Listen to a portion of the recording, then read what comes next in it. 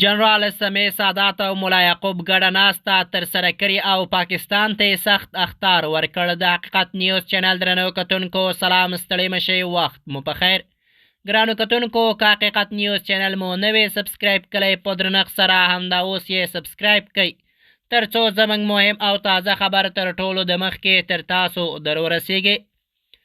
د راپورونو له مخې د افغانستان پخواني پوځ یو مشهور قمندان سمیع سادات له سرپرست حکومت دفاع وزیر ملا محمد یعقوب مجاهد سره لیدنه کړې او دواړو لوریو د افغانستان د امنیتي وضعیت او سیمه ییزو مسایلو په اړه خبرې کړې دي.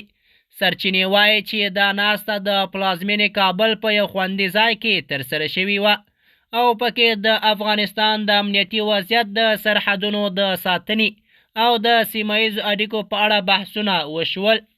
د راپورونو له مخې د غونډې په پای کې جنرال سمیع سادات او ملا یعقوب په یوه ګډه اعلامیه کې وویل چې افغانستان باید یو قوي، متحد او خپلواکه هیواد پاتې شي. دوی ټینګار وکړ چې د هیواد د امنیت ساتنه د ټولو افغانانو ګډ مسؤلیت دی. په همدې اعلامیه کې پاکستان ته هم سخت اخطار ورکړل شوی. دواړو مشرانو ویلي چې د افغانستان پر وړاندې هر ډول لاسوهنه به د افغانستان له سخت غبرګون سره مخ شي. دوی زیاته کړه چې افغانستان غواړي له ټولو ګاونډیو هیوادونو سره د متقابل احترام او ښه ګاونډیتوب اړیکې ولري. بل لور ته د پاکستان پوځ تر اوسه د دې راپورونو په اړه رسمي غبرګون نه دی ښودلی، خو سیاسي شنونکي وایي چې دا ډول څرګندونې کولی شي د سیمې سیاسي فضا اغېزمنه کړي.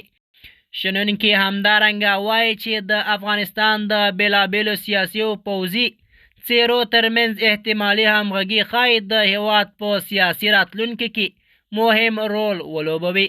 د حقیقت نیوز چینل درنو کتونکو زموږ د نن ورځې چمتو شوی خبر تر همدې ځای و. تر بیا مو په الله سپارم.